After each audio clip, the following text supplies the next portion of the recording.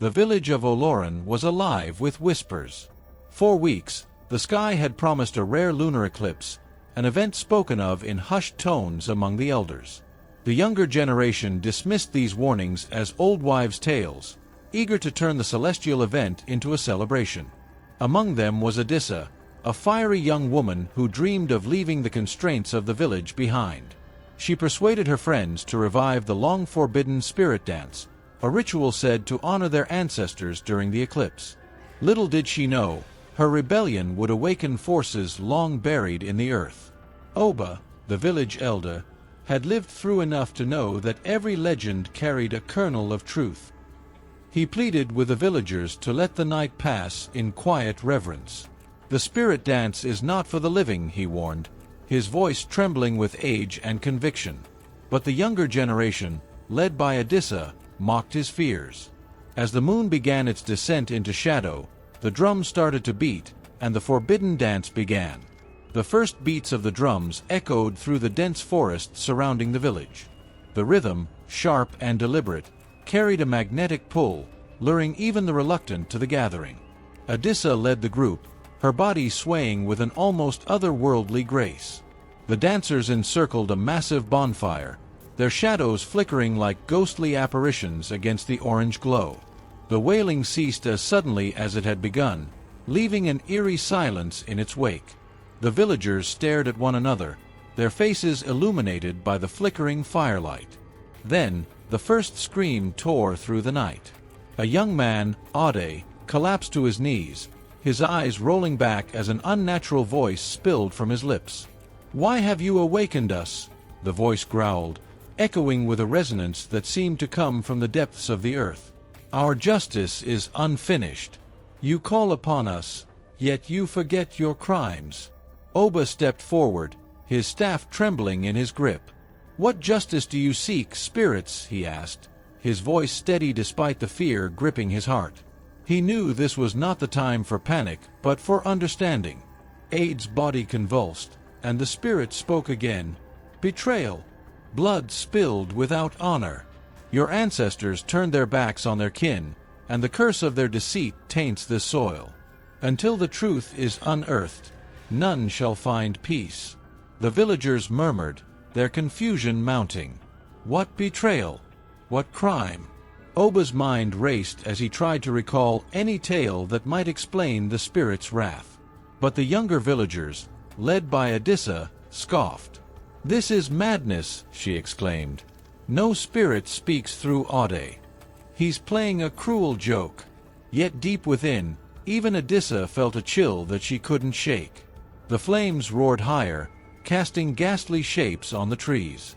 The night had just begun, and the spirits were not finished. As the moon darkened, a chilling wind swept through the clearing. The flames surged unnaturally, twisting and writhing as though alive. Then, it happened.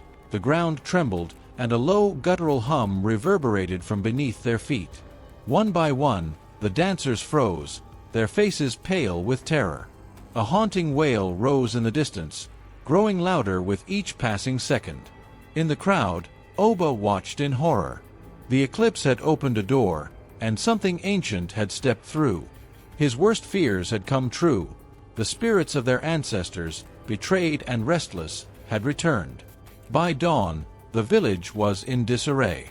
Ade had recovered, but he remembered nothing of the spirit's possession.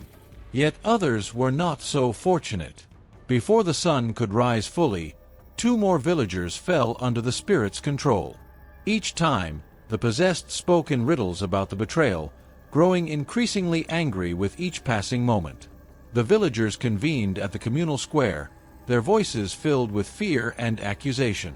Some blamed the dancers for invoking forbidden rituals. Others looked to Oba for guidance, their desperation evident. But Oba's furrowed brow betrayed his uncertainty. "I must search the archives," he said at last. "Somewhere in our stories lies the answer." Adisa, still defiant, stood at the edge of the crowd. "We can't cower in fear over old myths," she argued. "We are the ones alive now. Let the dead stay dead." Yet her bold words rang hollow as she avoided the eyes of those possessed, who now walked among them, silent but with an unnerving presence. Oba retreated to his hut, where he unearthed an ancient chest containing scrolls and artifacts passed down through generations. As he read, a troubling picture began to form. An alliance shattered, a promise broken, and blood spilled over greed. It seemed their ancestors had betrayed a neighboring village in a time of famine, leaving them to starve while hoarding food for themselves. But could this be the betrayal the spirits spoke of? As Oba prepared to share his findings, another scream pierced the air. The spirits were growing stronger, and time was running out. The possessed villagers gathered in the center of Oloran, their movements synchronized as though commanded by a single mind. Their eyes glowed faintly in the dim light, and their voices joined in a haunting chant, "Justice must be done. Blood for blood. Truth for truth." The villagers formed a cautious circle around them, unsure whether to flee or confront the spirits. Adisa, now shaken but unwilling to admit her fear, stepped forward. "What do you want from us?" she demanded, her voice quivering despite her bravado. One of the possessed turned to her, a woman named Ife, who now spoke with a voice not her own. "You must answer for the sins of your forebears. Until the truth is brought to light and the blood debt is paid, none shall escape." Oba emerged from his hut, holding a scroll. "The betrayal lies in our past," he said, addressing both the villagers and the spirits. "Our ancestors hoarded food during a famine, allowing a neighboring village to perish. The survivors cursed us, and it seems their spirits demand retribution." The possessed nodded in unison. "You must uncover the rest," they intoned. "The curse is not so easily lifted." The crowd fell silent as Oba's words sank in. The elders had kept these secrets hidden for years, hoping they would fade with time. But now, time was their enemy. The spirits would not rest until the full truth was unearthed, and the village's survival depended on their willingness to confront it. Adisa glanced at Oba, fear and resolve mingling in her expression. "Then let's uncover the truth," she said, "even if it means facing the wrath of the past." Oba led a small group of villagers to the ceremonial hut, where sacred objects and records had been stored for generations. He unrolled the brittle scrolls, searching for clues about the betrayal. The villagers crowded behind him, their fear palpable as they listened to his trembling voice read aloud the story of the famine. Long ago, Oloran and the neighboring village of Ai had been allies, bound by a covenant to share resources in times of hardship. But during the Great Famine, Oloran's leaders broke their promise, hoarding grain and abandoning Ai to its fate. As starvation consumed Ai, its surviving elders performed a final ritual under a lunar eclipse, cursing Oloran with eternal unrest unless justice was served. Oba stopped reading, his hands shaking. "This explains the spirits' anger," he murmured. "We are living under the shadow of their curse." The villagers whispered among themselves, torn between guilt and fear. Adisa stepped forward, her voice steady but her eyes uncertain. "If we're to fix this, we need to understand the full extent of the curse. How can we undo what was done generations ago?" "The spirits speak in riddles," Oba replied. "But their demand for blood may not mean violence. It could mean sacrifice, truth, or reconciliation. We must tread carefully."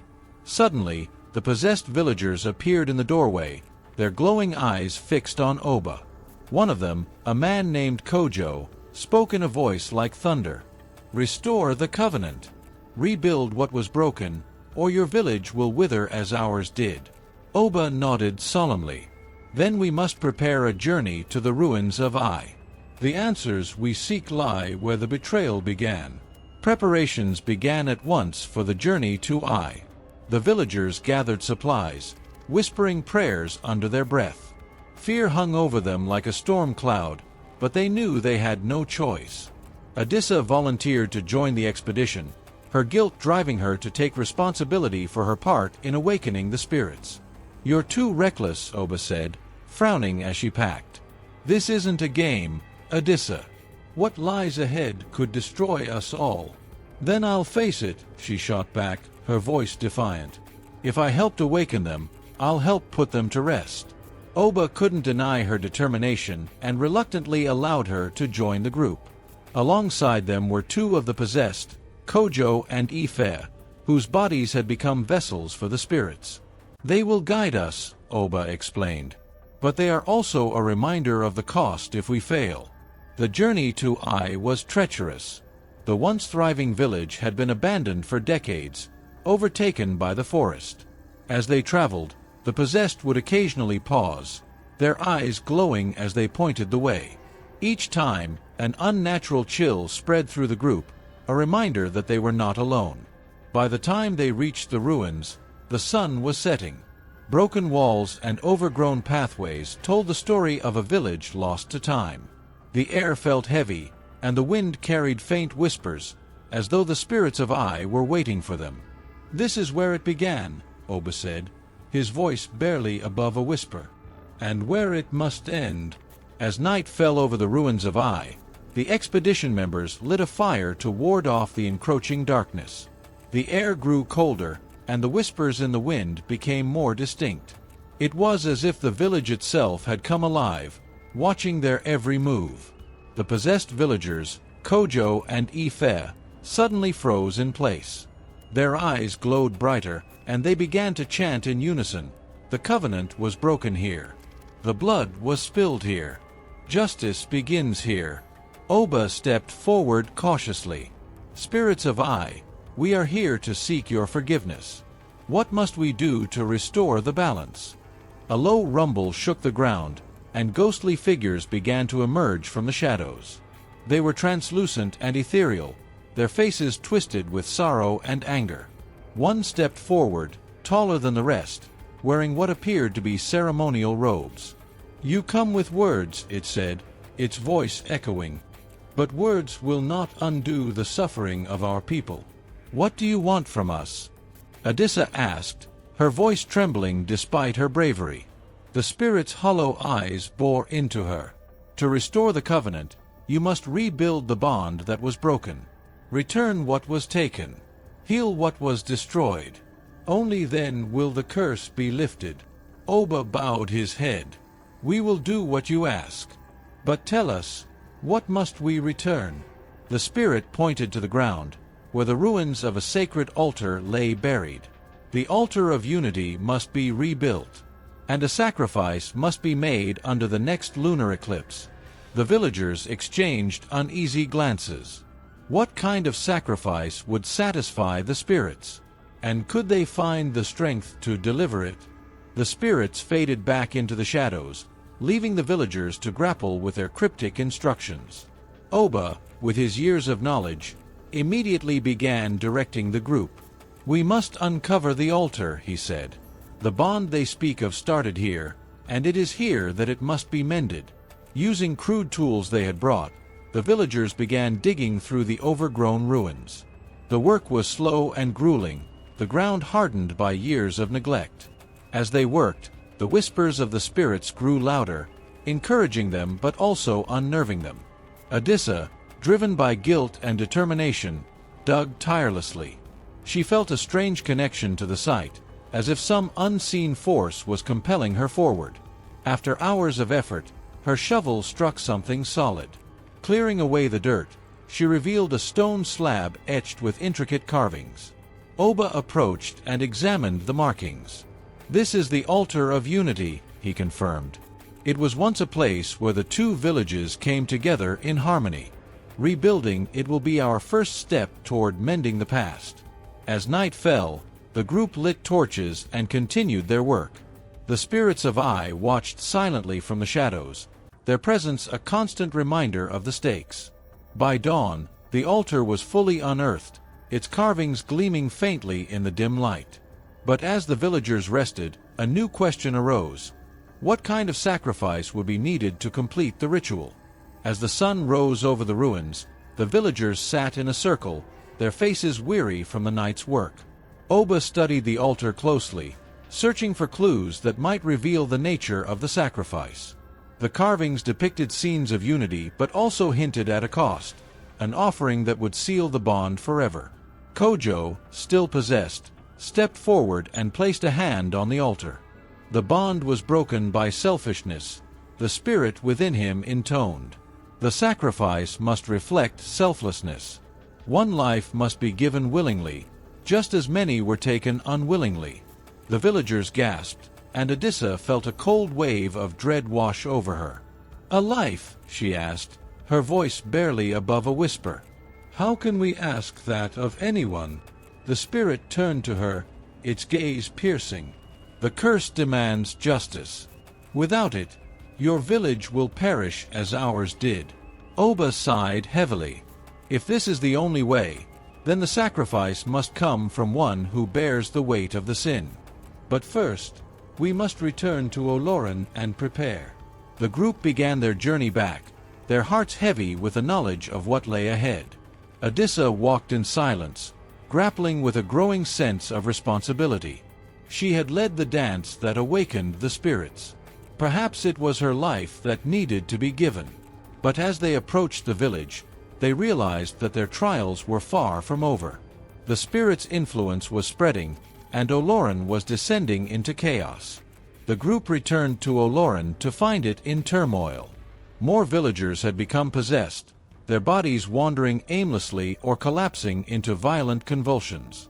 Crops were withering, livestock had fled, and the once thriving community felt like a ghost town. Oba called an emergency meeting in the central square, gathering those who were still in control of their senses. He explained what had happened at Ai and the spirit's demand for a sacrifice.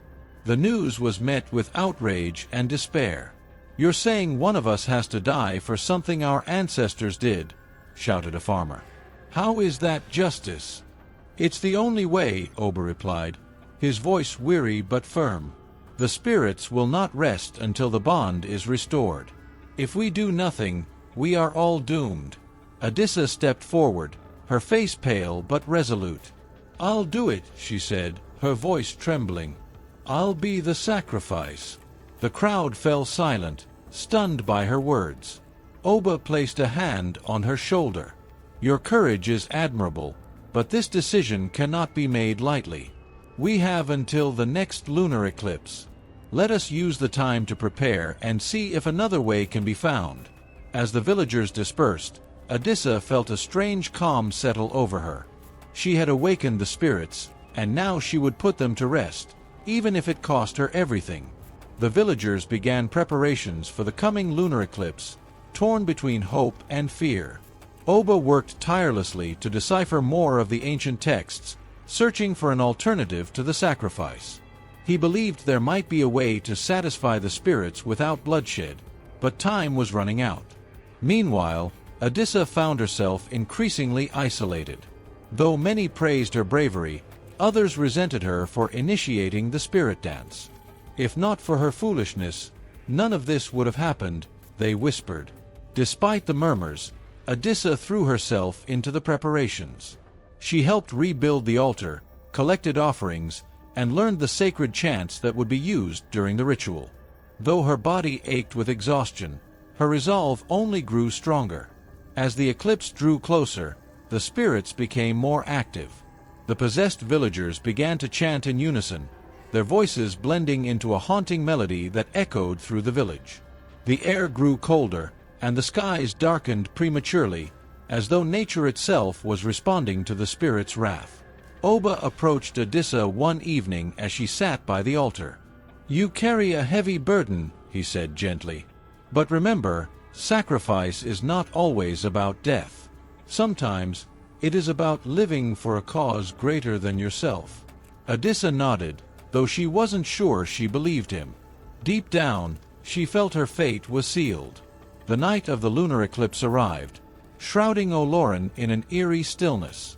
The villagers gathered around the altar, their faces illuminated by the flickering firelight.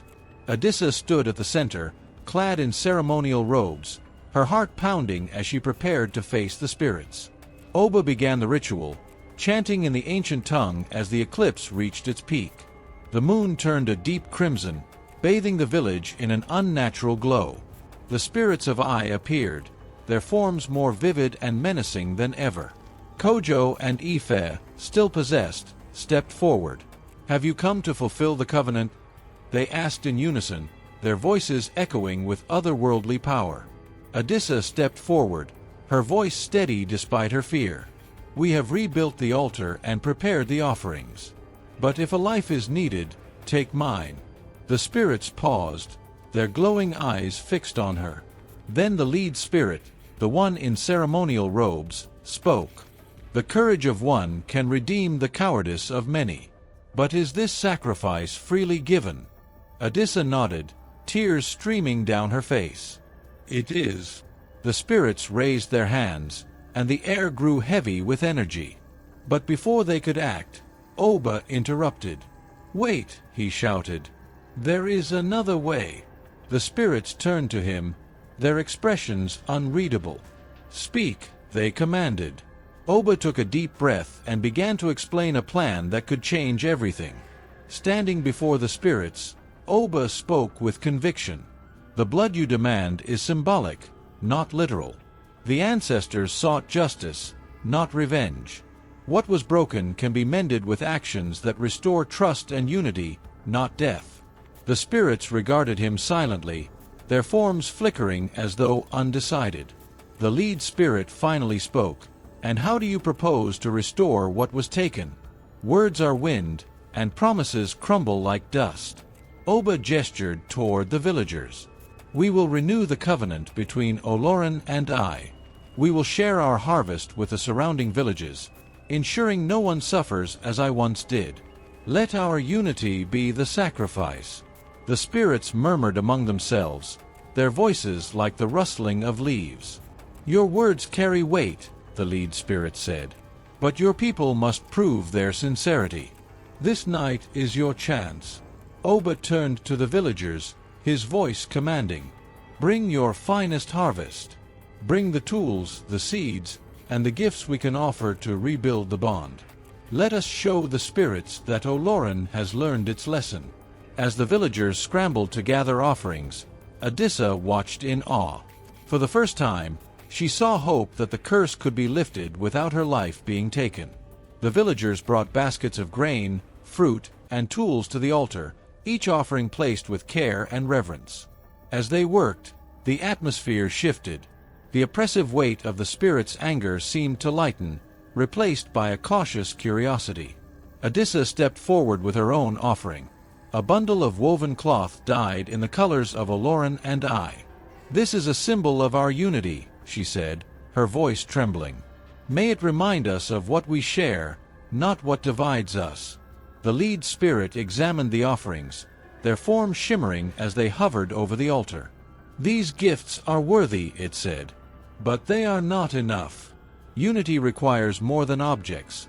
It demands sacrifice of pride, greed, and fear." Oba knelt before the spirits, his head bowed. "Then take our pledge.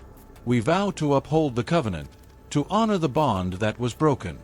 Guide us in rebuilding, and we will follow." The spirits paused, their forms growing fainter.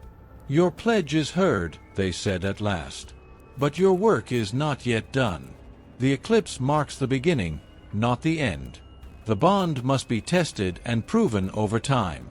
The villagers sighed in relief, though the weight of responsibility still loomed over them. The morning after the ritual, Oloran awoke to a new sense of purpose. The villagers worked together to prepare a caravan of offerings to deliver to the neighboring villages. Oba, Adisa, and a group of volunteers set out, their hearts heavy with anticipation. Their first stop was the village of Nde, known for its distrust of outsiders. When they arrived, the villagers regarded them with suspicion. "What do you want from us?" the chief asked, his tone wary. Oba stepped forward, presenting the offerings. "We come to renew the bond that was broken. These gifts are a token of our commitment to unity and shared prosperity." The chief examined the offerings, his expression unreadable. "And why should we trust you now, after generations of silence?" Adisa stepped forward, her voice steady. "Because we are not the same people who betrayed you. We carry the weight of our ancestors' sins, but we are here to make amends. Judge us by our actions, not our history." The chief considered her words, then nodded slowly. Your sincerity is evident. We will accept your offerings, but trust must be earned. As the caravan continued its journey, the group felt the weight of their task. The road to redemption would be long, but they were determined to see it through. Word of Olorin's gesture spread quickly, reaching villages that had long harbored resentment. Slowly, the barriers of distrust began to crumble. Villagers from neighboring communities came to Olorin, curious about the changes taking place.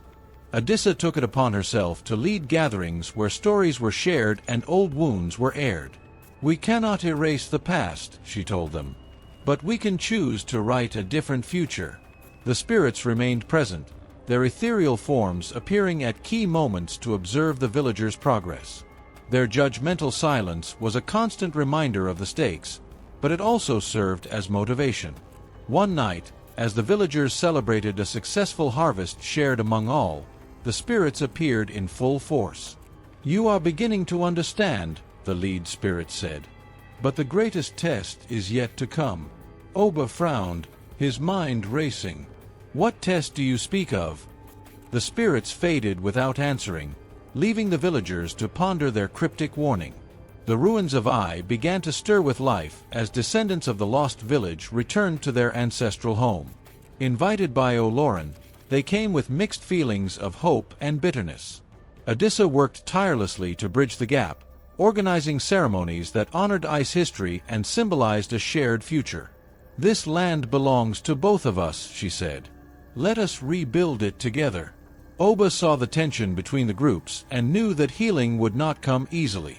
He approached the elders of both villages, urging them to set an example.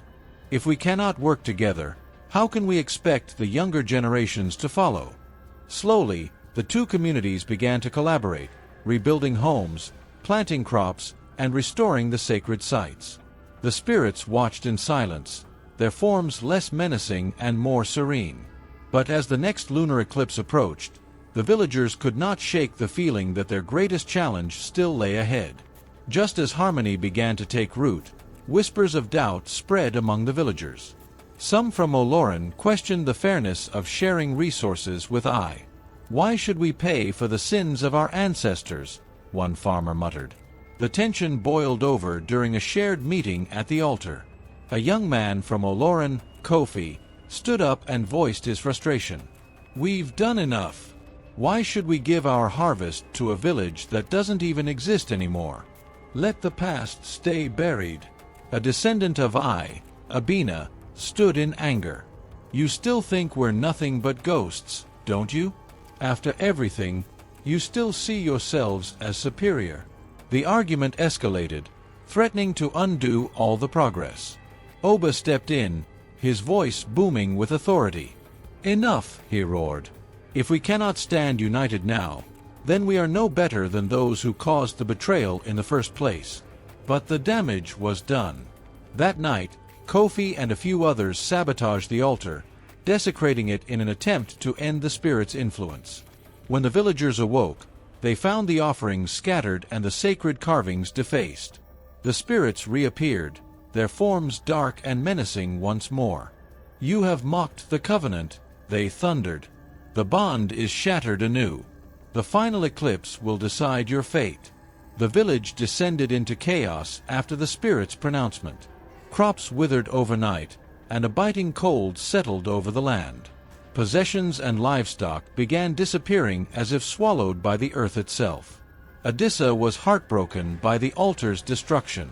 She confronted Kofi, her eyes blazing with fury. "Do you see what you've done? You've doomed us all." Kofi, now racked with guilt, could only bow his head. "I thought I was protecting Olorin," he whispered. "I didn't realize." Oba gathered the villagers once more, his face drawn with worry. "The spirits have given us one final chance," he said. "We must rebuild the altar and prove that we are worthy of forgiveness. But it will take all of us, Olorin and I, to make it right." The villagers worked tirelessly, repairing the altar and gathering new offerings. Adisa led the effort, her determination inspiring others to put aside their grievances. Even Kofi joined in, His hands blistered from the work, but his heart set on redemption. As the next eclipse drew closer, the spirit's presence grew stronger. Their whispers echoed through the night, a constant reminder that time was running out. The night of the final eclipse arrived, shrouding the land in an eerie stillness. The villagers gathered at the altar, their faces etched with fear and hope. The spirits appeared in full force, their forms towering and luminous against the crimson moon. "The time has come," the lead spirit intoned. "You have rebuilt the altar and offered gifts, but words and gestures alone cannot mend the bond. Now, you must prove your unity." The spirits conjured a vision of Ai as it once was, a thriving village before the betrayal. Then the vision shifted to show its destruction. Homes burning, people fleeing, and the land left barren. "You must relive our pain," the spirits said. "Each of you will face a trial that mirrors the suffering of Ai.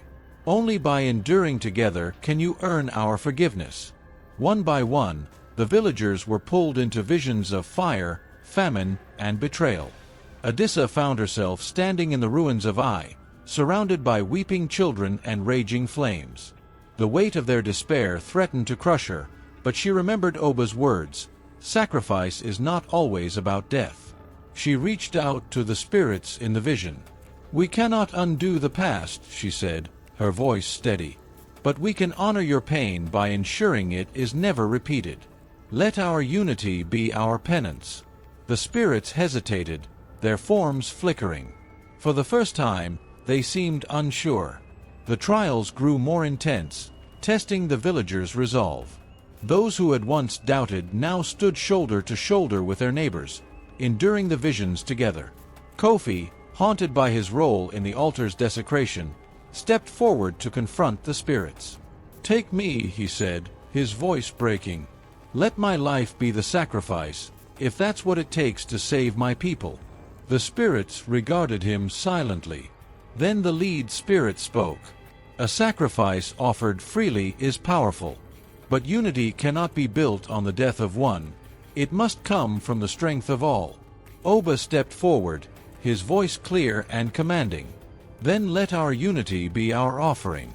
We pledge to honor the covenant, to share our resources, and to uphold the bond between Oloran and I. Let our actions, not our words, be our proof." The villagers joined hands, their voices rising in a chorus of chants. The spirits began to fade, their forms softening into light. "You have learned," the lead spirit said. "The bond is restored.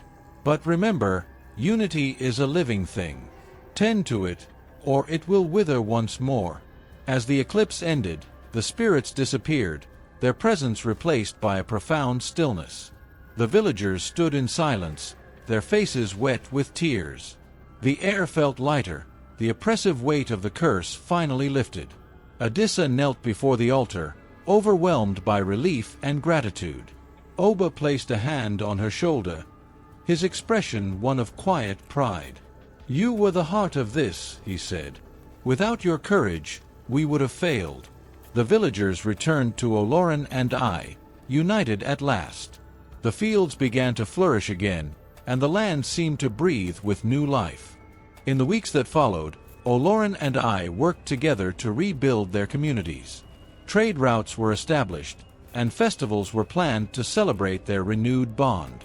Adisa became a symbol of hope, her story inspiring others to seek reconciliation and unity in their own lives. Even Kofi, once an outcast, found redemption in his tireless efforts to mend the damage he had caused.